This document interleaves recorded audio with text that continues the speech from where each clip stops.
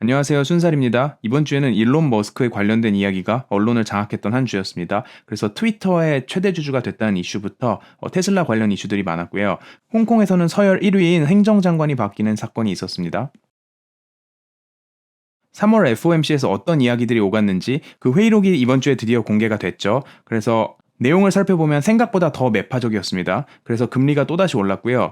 그것 때문에 나스닥 테크주들은 하락을 하고 경기 방어주들이 다시 올라가는 모습을 보였습니다.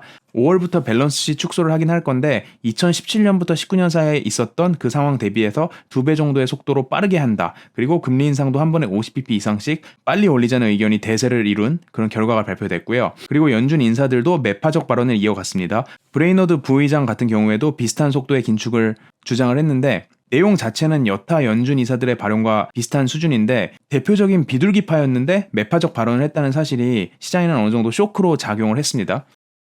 그래서 이 차트를 보시면은 이 연준 인사들, 이 찐한 사람들은 올해 FOMC 투표권을 가지고 있는 사람들이고 안 찐한 사람들은 올해가 아니라 볼드 처리가 안 돼 있는 사람들은 연준 인사이긴 한데 올해 투표권이 없는 사람들입니다. 연준 인사별로 비둘기냐 매파냐가 구분이 되는데요. 이 파란색이 비둘기고 빨간색이 매파입니다. 그래서 방금 말씀드린 이 브레이너드 같은 경우에는 비둘기파의 인물인데 매파적인 발언을 하면은 시장에서는 생각보다 더 긴축이 빨리 오겠다라고 예상을 하고 걱정을 하고 금리가 시장에서 더 빨리 올라가게 되겠죠.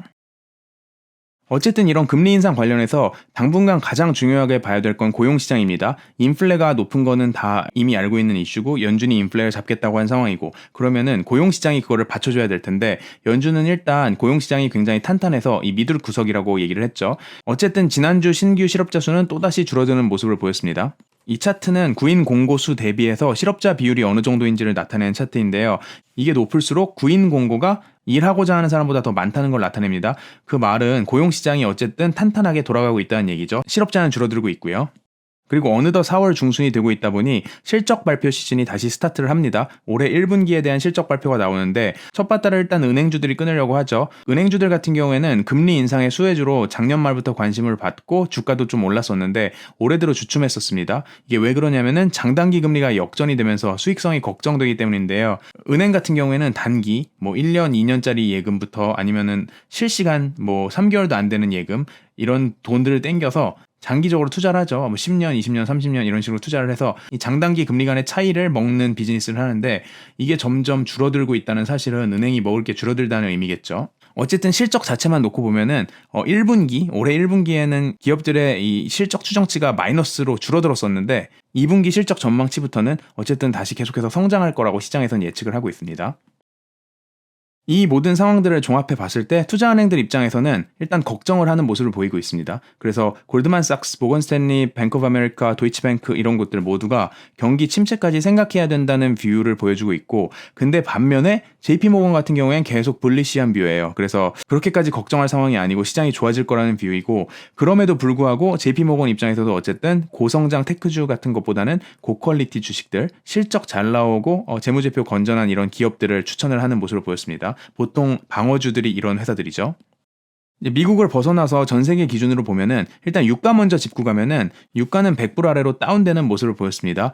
수요가 줄어들고 공급도 많아지고 이 수급 측면에서 가격이 내려갈 수밖에 없는 이슈들이 발생했는데 어쨌든 수요 측면에서는 중국에서 도시 봉쇄를 상해를 대표적으로 해서 도시 봉쇄가 연장이 되고 있어서 공장들이 안 돌아가고 있죠. 그러다 보니 석유의 수요가 줄어든다는 전망이고 공급 같은 경우에는 미국을 필두로 해서 전 세계 국가들이 전략 비축률을 방출하겠다는 계획을 밝혔습니다.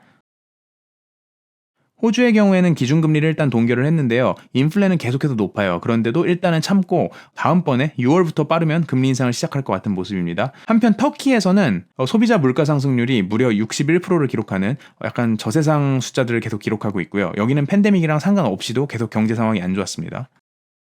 한국 같은 경우에도 밥상 물가가 계속 올라가고 있는데요. 특히 수입 농산물 그리고 축산물 가격이 계속 오르고 있죠.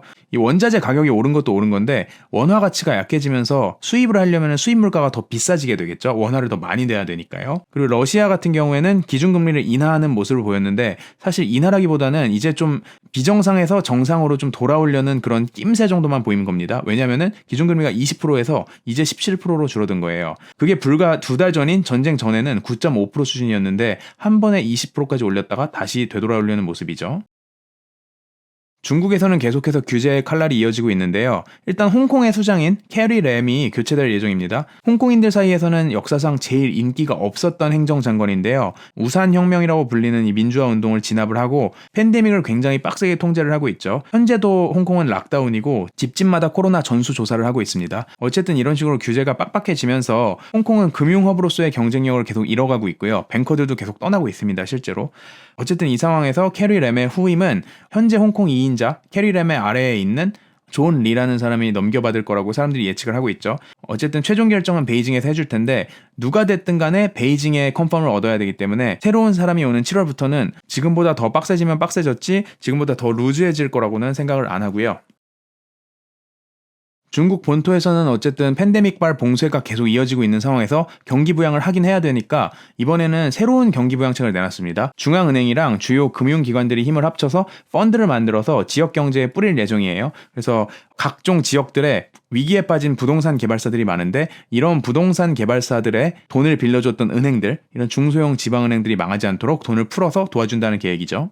그리고 빅테크 기업 때려잡기는 중국에서 계속되고 있는데요. JD.com 같은 경우에 이 중국판 쿠팡으로 유명하죠. 이 회사의 창업자도 CEO 자리에서 물러났습니다. 굉장히 익숙한 뉴스죠. 알리바바의 마윈이 물러나는 것부터 시작해서 바이트댄스, 콰이쇼, 핀더도어 같은 회사들 전부 다 창업자 겸 CEO였던 사람들이 이제 뒷자리로 물러난 상황이고 시진핑 체제가 강화되면서 빅테크가 계속 알게 모르게 탄압을 받고 있습니다. 여기 한술 더 떠서 텐센트 같은 경우에는 이제는 본업인 게임에도 타격을 받고 있고요.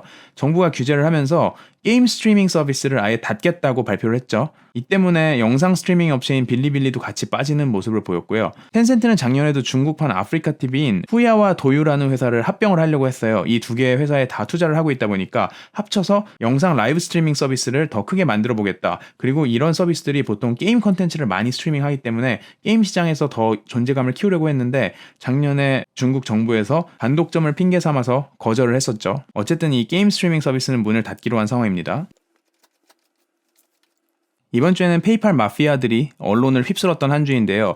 가장 대표적으로 일론 머스크가 점령을 했죠. 일단 트위터의 최대 주주에 등극하면서 주초부터 핫 이슈가 됐었는데 머스크는 트위터에서 굉장히 활동을 많이 하고 그 활동한 걸로 논란을 많이 불러오기도 하는 인물이죠. 어쨌든 일론 머스크가 밝히기로는 기존의 SNS 운영 방식이 사람들의 의사표현에 제한을 준다는 점에서 굉장히 불만을 갖고 있었고 이 때문에 직접 SNS를 만들 수도 있다라는 식으로까지 언지를 줬던 상황입니다. 그 상황에서 트위터의 최대 주주가 됐고요. 어쨌든 일론 머스크가 트위터에 투자를 하면서 트위터 외에도 SNS 업체들 전반이 오르는 모습을 보였습니다. 일론 머스크는 결국에 트위터 이사회에 합류까지 했죠. 이 외에도 본진인 테슬라 관련해서 테슬라 판매 실적이 굉장히 좋았다고 발표를 했죠. 팬데믹을 뚫고 이 공급망 문제를 뚫고서도 생각보다 더 좋은 실적을 보였고 거기에 더해서 이제 나의 직접 리튬 채굴에 나서겠다는 트윗을 했죠. 실제로 언제 할지는 모르겠지만 리튬을 채굴을 하겠다라는 계획 자체는 2년 전부터 이미 밝혔던 상황이고 결국에는 이게 리튬 가격, 이 원자재 가격이 너무 오르다 보니까 전기차 배터리 가격이 오르고 그것 때문에 전기차 가격에 압박을 받는 이 마진 압박을 받는 상황이 오다 보니 직접 채굴하겠다고 밝혔고요. 그래서 일론 머스크가 남긴 트윗 보시면은 리튬이 지구상 어디에나 존재를 하는데 채굴 업체들이 굉장히 천천히 파고 있다. 이 가격 조절을 위해 천천히 파고 있다고 비난을 했었죠. 그리고 페이팔 마피아라고 하면은 지금이야 일론 머스크가 더 유명하지만 사실상 핵심적인 가장 중요한 인물이었던 이 피터 셀, 현재는 팔란티어를 이제 공동 창업해서 운영을 하고 있죠. 이 피터 셀의 경우에는 비트코인에 굉장히 옹호적인 사람인데요. 이번 주에 비트코인 컨퍼런스가 이제 마이애미에서 열리고 있는데 여기서 피터 셀이 등판을 해서 월가 전설들, 그중에서 특히 비트코인의 부정적인 월가 전설들을 호되게 까는 모습을 보였습니다. 워렌 버핏 같은 경우에는 주적이라고 선언을 하고 소시오패스 늙은이라고까지 발언을 했죠. 물론 버핏이 먼저 비트코인과 암호화폐 세계를 굉장히 무시하는 모습을 보였었는데 거기에 대해 대놓고 적대적으로 공공연하게 까는 모습입니다. 그리고 제이미 다이먼과 레리 핑크라는 이 월가에서 굉장히 전설적인 사람들에 대해서도 얘네 그냥 고인물이라고 까는 모습을 보였죠. 이번 주에 굉장히 많은 일들이 있었는데요. 순사는 다음 주에도 또 다른 재밌는 금융경제 살코기로 돌아오겠습니다. 안녕.